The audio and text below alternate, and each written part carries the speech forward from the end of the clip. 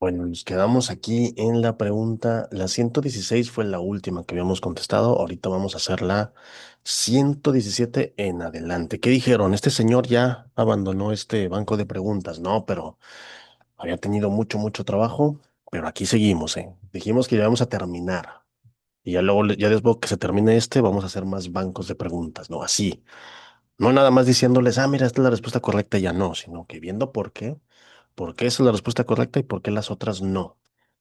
Aquí tenemos la 117 y dice, ante las constantes dificultades de ferrocarriles nacionales, el presidente Cárdenas tomó la decisión de... Esta pregunta que tiene está mal marcada, ¿eh? Acuérdense que ya hemos visto errores en otras preguntas y esta es una de esas preguntas que tiene allí un errorcillo, ¿no? Dice, entregar la administración a los trabajadores, a los burgueses, al pueblo o al Estado. Lo que hizo Lázaro Cárdenas, ¿qué estaba pasando aquí? ¿Qué dificultades estaban teniendo los ferrocarriles nacionales? Obviamente, pues la organización, ¿no? Lo que es la institución de ferrocarriles nacionales en general, que estaban teniendo. Acuérdense que Lázaro Cárdenas es presidente ya por ahí de los 30 y la lucha de la revolución se puede decir que apenas está terminando. Acaba de terminar hace apenas algunos años. Entonces, el deterioro en el que se encontraban muchos ferrocarriles, muchas vías férreas, estaba para el perro, ¿no? Estaba todo muy mal. Entonces, esas eran las dificultades a las que se refieren, ¿no? ¿Qué decisión toma Lázaro Cárdenas? Pues esta que está aquí marcada está mal porque no se la puede entregar a los trabajadores o tal vez sí en algún sentido, ya ven cómo lo hizo también. Esto fue antes de la expropiación petrolera, un poquito antes, pero pues es lo mismo que la expropiación petrolera. ¿Qué dicen? Ay, pasó a manos de la gente. No es cierto, pasó a manos del Estado. Cuando se nacionaliza algo, pasa a manos del Estado. Entonces aquí esta es la respuesta correcta. Se entrega la administración al Estado para que el Estado lo administre, ¿no? ¿Cómo se lo vas a entregar a los trabajadores? Los trabajadores no lo pueden administrar. Lo pueden trabajar, pero administrar no. A los burgueses, esta podría ser otra opción, pero aquí no fue. En este caso no lo fue. Y al pueblo, pues menos. En este caso fue al Estado. El Estado fue el que tomó, no voy a decir posesión, pero sí la administración de ferrocarriles nacionales. eh, esto es una nacionalización. Lázaro Cárdenas nacionaliza el ferrocarril en el 37, un poquito antes de la explotación petrolera. Entonces, acuérdense, no se lo entregó a nadie, simplemente pasó a manos del Estado. Pregunta número 118. Durante el gobierno de José López Portillo, ¿qué fue lo que pasó? Aquí dice, se impulsó el desarrollo estabilizador. No, esta fue de los 50 a los 70, acuérdense. Aquí está marcada la respuesta correcta y sí, aquí sí está bien. Dice, quiso aprovechar los altos precios del petróleo para impulsar la economía. Acuérdense que aquí fue lo que pudo haber sido un milagro mexicano, pero no. Acuérdense que aquí la economía se fue a los suelos porque no hizo un modelo económico, simplemente dijo, mira, como el petróleo acaba de subir a nivel internacional y nosotros tenemos una reserva muy grande, pues vamos a aprovechar esta subida de los precios del petróleo, ¿no? Aquí dice impulsó un modelo económico, eso no es cierto. Y luego aquí dice impulsó el IVA, esto tampoco es correcto. López Portillo es el que pone el IVA, si no me equivoco, es por ahí de los 80, creo que es principios de los 80. La ley del impuesto al valor agregado es la que va a sustituir a la ley de impuestos federales sobre ingresos mercantiles. No se preocupen, eso no es del examen, pero él es el que lo pone. Ya existía, nada más le puso otro nombre, digamos que lo reestructuró. Esto podemos decir que es cierto, pero no lo impulsó, simplemente lo hizo, pero no fue para apoyar inversión extranjera. Así que por esto que estoy subrayando aquí, por esto tampoco puede ser. Acuérdense que Portillo es el que va a aprovechar los precios, no los altos precios, sino la subida de los precios del petróleo.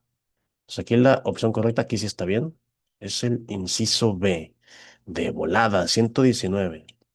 Durante su gobierno, el presidente Juárez realizó cambios en las leyes y a la Constitución con la finalidad de las leyes de reforma que le hizo después a la Constitución del 57, ¿no? Dice, hacer de México una nación con una monarquía constitucional, claro que esta no puede ser. Juárez no quería volver a la monarquía, Juárez era un liberal, acuérdense. Hacer de México una nación moderna, política y económicamente, ya está marcada aquí, esta es la opción correcta. Juárez era un liberal. Juárez venía como que con estas ideas un poquito de la ilustración y también un poquito, ¿cómo se dice? Estaba un poquito, no voy a decir inspirado, pero sí también se me fue la palabra. Sí, cuando estás un poquito inspirado por otras leyes, pero de los gringos, de los estadounidenses. Él está un poquito influenciado, es la palabra. Estoy influenciado, pero tanto los estadounidenses como los europeos tenían ideas más modernas. Entonces él quería ser una nación moderna política y económicamente. No, aquí dice, quería ser una nación moderna culturalmente. Esto era un poquito más de Don Porfirio, esto no. Y hacer de México una nación socialmente diferente, tampoco. Esto ya fueron los socialistas de los setentas, ochentas, no. Es una nación moderna política y económicamente, y lo hace con sus leyes de reforma, acuérdense, con estas leyes orgánicas. ¿Cómo modernizas un país? Hay que quitarle a la iglesia todo el poder que tenía, porque que la iglesia tenga poder, que hemos dicho siempre, son leyes medievales esas, ¿no? No está mal, no está mal que la iglesia tenga poder, pero no puede la iglesia administrar todo. Esas, repito, es algo que parecen leyes medievales. No, hay que modernizarnos. Entonces, hay que modernizarnos, ¿qué significa? Hay que hacer educación laica, hay que hacer un registro civil, ese tipo de cosas, ¿no? Estoy poniendo ejemplos muy burdos porque obviamente esto va más allá, ¿no? 120. El programa del Partido Liberal Mexicano, aquí la palabra clave es liberal, ¿eh? Estableció como un principio básico, ¿qué cosa? ¿Qué querían los liberales? Acuérdense que siempre hay conservadores y liberales después de todo cambio, ¿no? El liberal es el que quiere cosas más adecuadas, es el que quiere avanzar y el conservador es el que no quiere avanzar. Y aquí estamos hablando del Partido Liberal Mexicano, que fue el que ganó la guerra de reforma. Ah, no, miento, miento, no, ese es el ejército, ya ven, ando equivocado otra vez. El Partido Liberal Mexicano, y luego también está el Partido Conservador Mexicano. Pero el liberal, ¿qué es lo que quiere? Una vez ya ganando y estableciendo qué es lo que quiere, el Partido Liberal Mexicano dice, el estricto cumplimiento de las leyes de reforma. Uno pensaría en cualquiera de estas dos, ¿eh? El estricto cumplimiento de la Constitución del 57. Y luego aquí dice el estricto cumplimiento de la Constitución del 36. Esta no puede ser. Y el cumplimiento de las 7 leyes, esta es la misma, entonces esta tampoco. Estas dos las quitamos de una vez. Aquí alguien de ustedes se debe estar preguntando cuál es la diferencia entre las leyes de reforma y la Constitución del 57. Esto ya lo habíamos visto en las asesorías de Historia de México, pero así rapidito. Lo que querían los liberales principalmente era el cumplimiento de la Constitución del 57.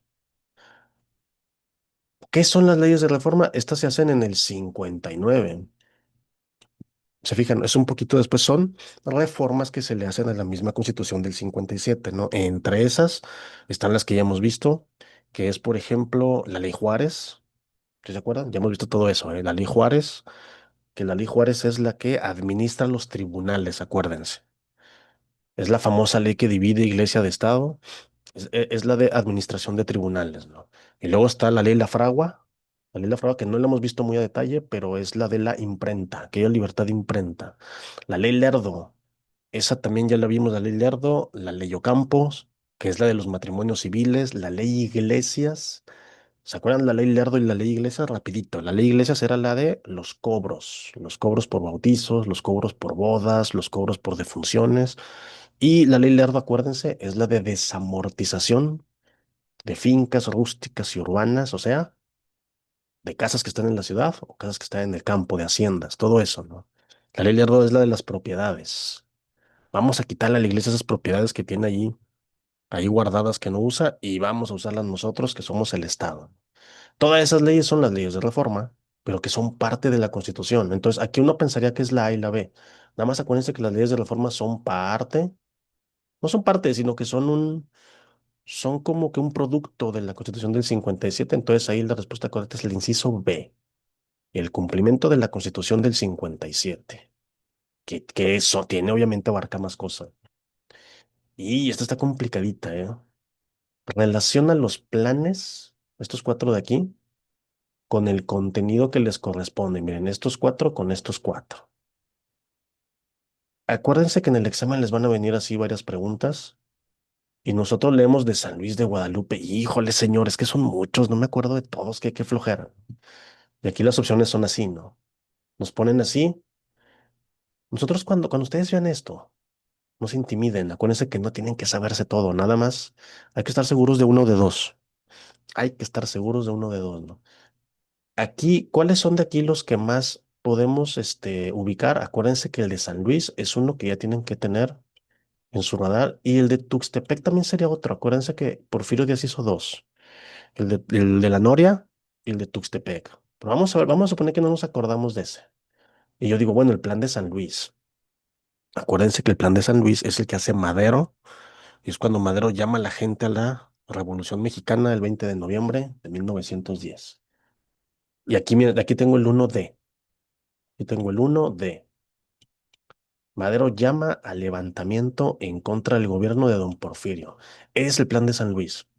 Yo voy a buscar el 1D. Fíjense, voy a por lo pronto ignorar los demás. Siempre ustedes, pero estén seguros de uno, ¿eh? A lo mejor ustedes están seguros de otro de estos, pero por lo pronto vamos a ver este. Y yo pongo el 1D y miren, ya estoy entre estas dos. Ya estoy entre dos. Oiga, señor, y si no me acuerdo la demás, nos aventamos un volado, pero ya es nada más entre esas dos. Miren, estos de aquí los quito. Estos de aquí no pueden ser. Y luego, ¿qué sigue? Voy a buscar otro. Miren, fíjense, esta que dice 4B ni la voy a voltear a ver. Voy a tratar de saber la 2 y la 3 porque esas son diferentes. A la que la tiene, ya con eso ya la hice. Porque si yo adivino la B, no me ayuda, son iguales las dos. ¿Cuál era la B? Expropiación de tierra al grito de tierra y libertad. Esto de tierra y libertad, ¿quién lo decía? Esto lo decía Zapata. Zapata era el que gritaba, apúntenlo, si no tenían apuntado. Zapata era tierra y libertad. Que las tierras, hay que regresarle las tierras a sus antiguos dueños. Era lo que le pedía Madero. Y es el plan de Ayala. Por eso ahí dice 4B en las dos. Miren, aquí está, 4B. Pero esa dijimos que no me servía. Entonces el plan de Ayala ya está. Me queda el de Guadalupe y el de Tuxtepec.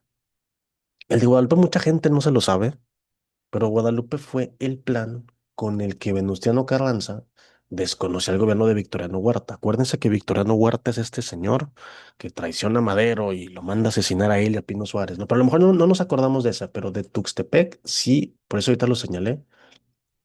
Tengan en claro plan de la Noria y plan de Tuxtepec. Esos planes ya los dije, en otros siempre los digo, pero siempre en el examen sí se fijan que es una buena referencia tenerlo. El de la Noria es el que hace contra don Benito, que pues no se lleva a cabo porque don Benito fallece, ¿no? El de Tuxtepec es el que hace contra Lerdo, que Lerdo es el que va a suceder a Benito Juárez, ¿no? ¿Por qué don Porfirio hace estos dos planes? Porque no quería que se religieran. Don Benito también era un dictador y se religió muchas veces. Entonces, don Porfirio, como que ya estaba harto de esas reelecciones, hizo el de la Noria contra don Benito, no pasó nada. Hizo el de Tuxtepec contra Lerdo. Este sí fue efectivo, es cuando ya don Porfirio llega al poder.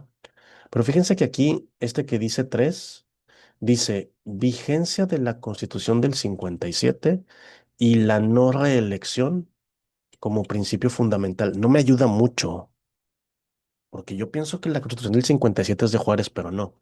Lo que quiere don Porfirio con el plan de Tuxtepec es que se cumpla la Constitución del 57, que tenga esa vigencia y la no reelección. Por eso subrayé la no reelección. Don Porfirio, tanto el plan de la Noria como de Tuxtepec era para que no se reeligieran ni don Benito ni Lerdo de Tejada. Entonces, tiene que ser la 3A. Yo voy a buscar la que diga 3A y miren, aquí está. 3A, 1D y 4B. Entonces, ¿qué me queda? La 2C. Esa ya se las había dicho.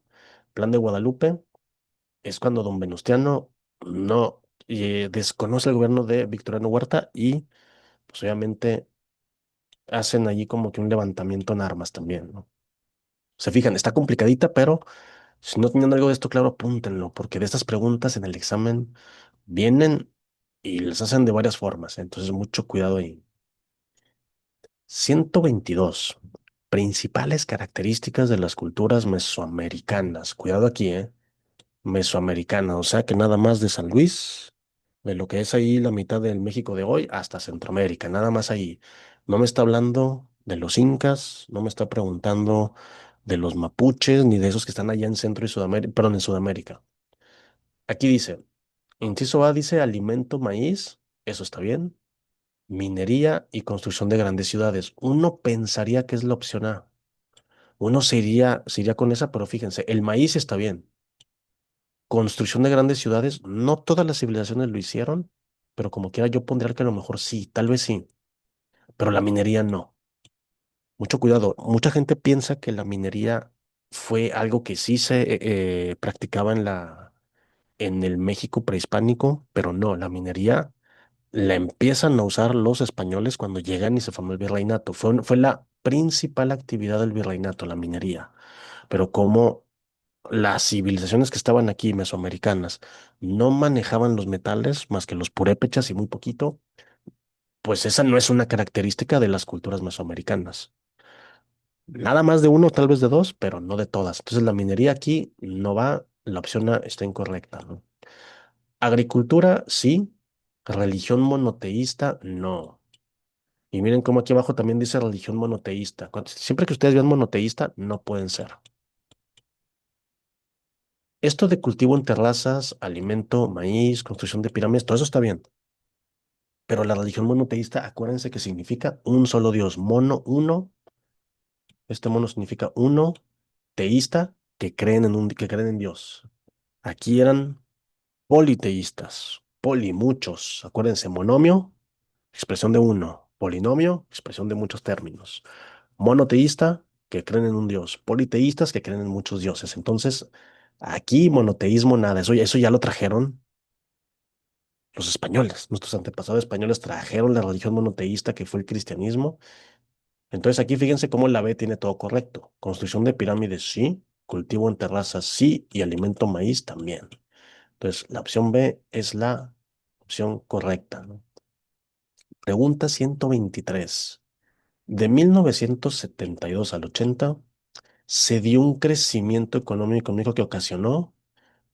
¿Qué creen que ocasionó? Uno pensaría que esto está mal, ¿eh? ¿Cómo un crecimiento económico va a provocar altos niveles de inflación? Esto no puede ser, señor. ¿Pero qué creen? No provocó una economía estable, ni apertura comercial extranjera, y tampoco, pues lo mismo, ¿no? Fíjense, pues esto tampoco, perdón, interna. Apertura comercial interna y tampoco extranjera. ¿Esto por qué pasó? Acuérdense que lo vimos hace también muchas semanas. Acuérdense que en el México ya moderno del siglo XX, hubo varios tipos de modelos económicos. Uno fue el desarrollo estabilizador. Acuérdense que ese fue despuesito de ahí de la Segunda Guerra Mundial, ahí de los 50 al 70, y de los 70 en adelante fue el desarrollo compartido.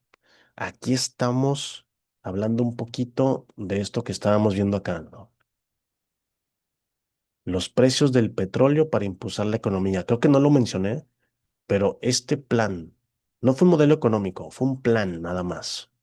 Este plan de López Portillo de aprovechar los precios del petróleo para que la economía mejorara, esto fue terrible porque que los precios del petróleo suban y que México tenga mucho es bueno, algo que no mencioné es que José López Portillo, junto con todos los políticos que van a seguir después de él, iban a endeudar mucho al país, porque dijeron, pues nos podemos endeudar mucho al cabo que tenemos un montón de crédito, mira, tenemos un montón de petróleo. Entonces, en vez de hacer algo más inteligente, pues esta gente se endeudó y se endeudó y se endeudó y hasta la fecha México sigue muy endeudado. Y los presidentes actuales, o sea, los del 2000 para acá, nos han endeudado más todavía, ¿no? Entonces, aquí no lo menciona, pero dice, se dio un crecimiento económico, sí, pero ¿esto qué ocasionó? Por eso aquí está subrayado el C, y según yo lo veo, esto es correcto porque si ustedes ven la economía de México de los 70s y 80s, se fue al caño, ¿eh? Se fue por el drenaje. Entonces aquí sí hubo unos altos niveles de inflación. Aquí no me lo están diciendo, pero acuérdense que fue porque estos presidentes van a empezar a endeudarse. Se van a empezar a endeudar con el extranjero. Aquí cuidado, dice, primer forma de gobierno de la Nueva España. Aquí está mal. Aquí dice que son las encomiendas, pero esto es incorrecto. Las capitanías no son una forma de gobierno. El ayuntamiento tampoco. Aquí es la opción C. Es el virreinato. Acuérdense porque es la primera forma de gobierno. Es la primera forma de gobierno en la Nueva España. Ahí dice que son las encomiendas, pero mucho cuidado. Las encomiendas es encargarle a ciertos grupos como que el control de las zonas, antes de que se creen, mucho antes de las intendencias, sí, sí, esto de las encomiendas sí se hizo durante la Nueva España, pero no fue la primera forma de gobierno. Mucho cuidado ahí. Esto fue parte del virreinato. Entonces aquí la forma de gobierno es el virreinato, aguas, eh. Si me estoy equivocando con las encomiendas y a lo mejor alguien de ustedes dice, no es cierto, sí eran las encomiendas, me dice, me lo comenta, pero según yo es el virreinato y las encomiendas son parte del virreinato, ¿eh? Ya hemos visto que aquí esto tiene muchos errores. Este, desde donde yo lo veo, también es uno.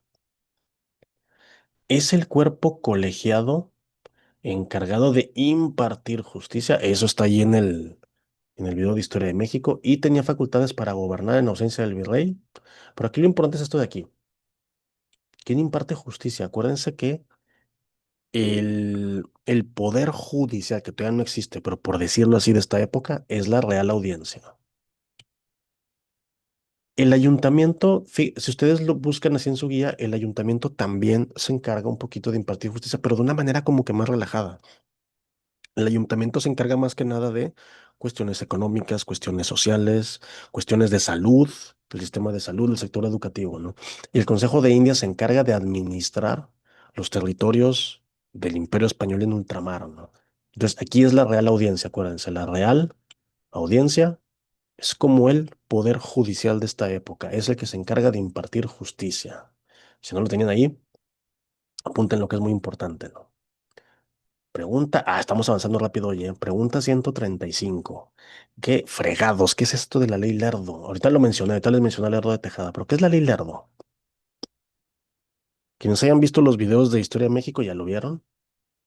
Es una de las leyes de reforma, ¿eh? Es una de las leyes de reforma que ahorita mencioné.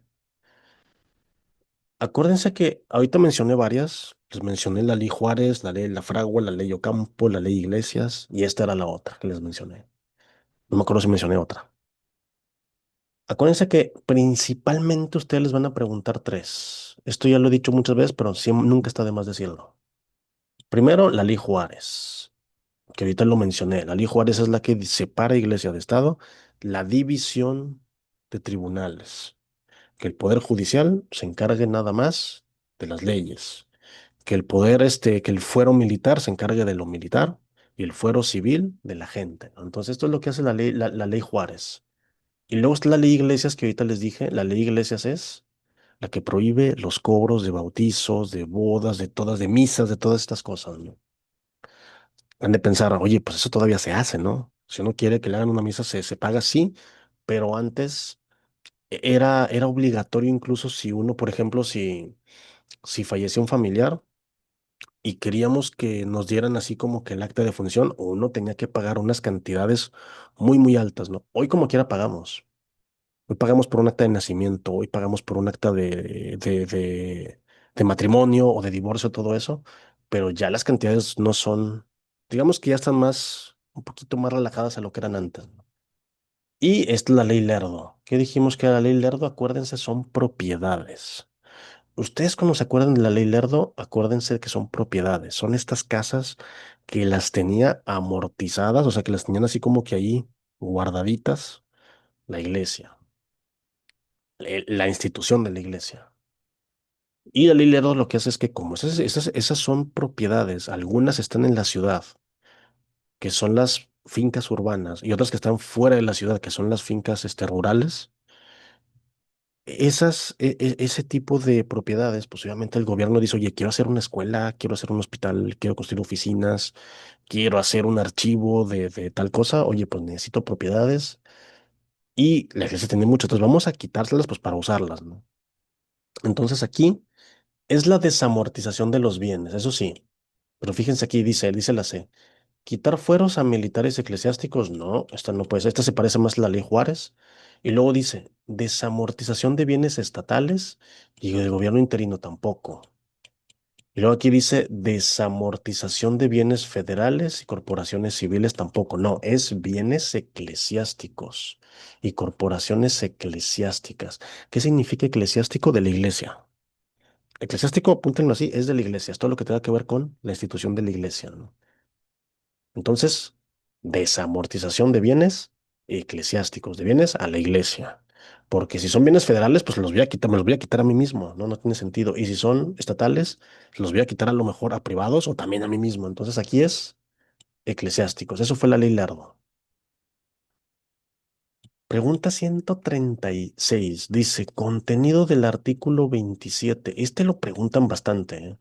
Dice, derecho a a la educación libre y laica. Este es el tercero. Este es el artículo 3. Derecho al trabajo con jornadas laborales de 8 horas. Este es el artículo 123. El artículo 27 es este que está aquí. La nación puede permitir la inversión extranjera siempre, mientras tanto, las empresas se tienen que deslindar del Estado. La nación puede permitir inversión extranjera, pero las empresas se tienen que deslindar del Estado. Esa es la opción C. Mucho cuidado y con ese, el artículo 27. Y luego dice, ¿a qué grupos pertenecieron en la Constitución? Aquí dice de 1917. Acuérdense que después de la Constitución de 1957 va a venir esta. Esta es la que hace este Venustiano Carranza, ¿eh? Esta es la que hace Venustiano Carranza y siempre, acuérdense que siempre que se hace algo, siempre que hay un cambio, siempre hay dos grupos, conservadores y liberales. Pero fíjense que aquí no dice nada de eso. Aquí dice rojos y liberales, conservadores y ultras, conservadores y blancos. ¿Qué es esto, señor? Y luego dice radical y moderado. Rojos y liberales son lo mismo. Sí, se les decía rojos a los que eran liberales, ¿no? Y azules a los que eran conservadores. Hasta la fecha esos colores los siguen usando. Conservadores y ultras, pues no se les decían así, ¿no? Es radical y moderado, así se les decía durante la Constitución del 17. En muchas también, pero aquí fueron grupos, aquí son grupos a los que se hacen llamar así. Radicales son los liberales, o también liberales radicales les dice, y moderados son los conservadores. Entonces aquí, en la Constitución de 1917, que fue la de don Venustiano Carranza, radicales y moderados. Pregunta 138. Periódico de oposición maderista contra el porfiriato. Cuidado. Periódico de oposición maderista en contra del porfiriato. ¿Saben qué? Aquí no me di cuenta que me brinqué unas preguntas y ahorita me voy con las que están a un lado, ¿no? Ya que haber ido con las que estaban aquí, ¿eh? Miren, aquí me estoy con la 128-29 y me brinqué aquí a la 130. No pasa nada, ahorita me regreso para allá. Periódico de oposición maderista contra el porfiriato. Dice el Aguizote, el Imparcial, el Excelsior y el Gallo Madrugador. Acuérdense que son el Aguizote. Ese fue el original. Y luego va a venir el hijo del Aguizote, y luego el nieto del Aguizote, y luego el bisnieto, y así van a ser muchos, ¿no? Porque los iban cerrando. Ojo, no de oposición contra Madero, ¿eh? Era oposición maderista contra don Porfirio. Eran estos periódicos que durante un poquito antes de la Revolución, eran estos periódicos que eran de oposición, obviamente, ¿no? ¿Qué dicen? Nada más hoy se le reprime ¿cómo se llama? A los periodistas. No, desde entonces pasaban. Vamos, aquí estas que me brinqué, vea bien salsa. Miren cómo me brinqué de la 123 a la 103. Me brinqué 10 preguntotas, pero no pasa nada. Miren, vamos aquí.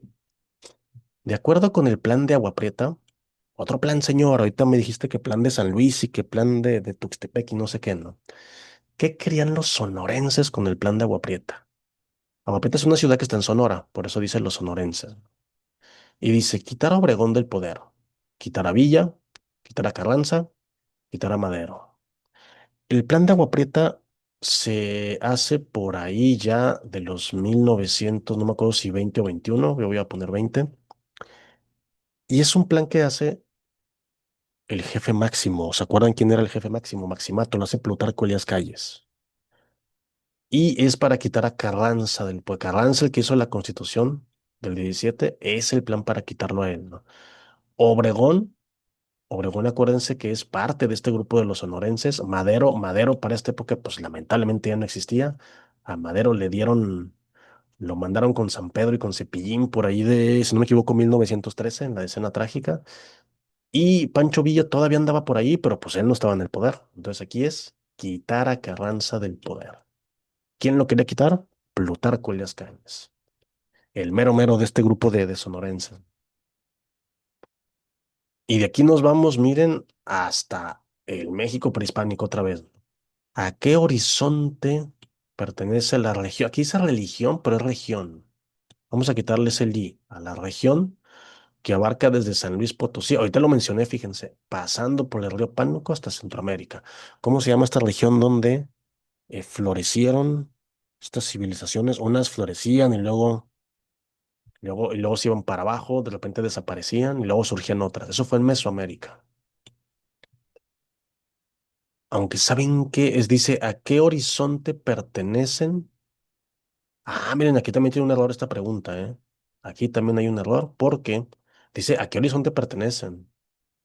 ¿A qué horizonte pertenece? Esta región se llama Mesoamérica, está bien, o sea, el que subrayó esto está bien. La región se llama Mesoamérica, pero esto, perdón, esto es el horizonte, supongo yo que preclásico. Acuérdense que hay tres horizontes, el preclásico, el clásico y el postclásico. En el preclásico es donde surgen civilizaciones como la Olmeca, y luego en el clásico, si no me equivoco, es la Tolteca, por ahí la Maya, y luego ya en el postclásico ya son los mexicas, ¿no? ¿A qué horizonte pertenecen? Pues fíjense que aquí está medio rara la pregunta, porque pues yo diría, pues los horizontes son preclásico, clásico y postclásico, y yo nada más vi usted de aquí, ¿no? Pero si les preguntan cómo se llama la región que abarca todo eso, la región es Mesoamérica. Pregunta extraña aquí, pero ya vieron que si me preguntan a qué horizonte, yo elijo el preclásico, pero si me preguntan por la región, elijo Mesoamérica. Pregunta 126. Después de la independencia de la Nueva España, ¿a qué se debió la inestabilidad económica? Aguas aquí, ¿eh?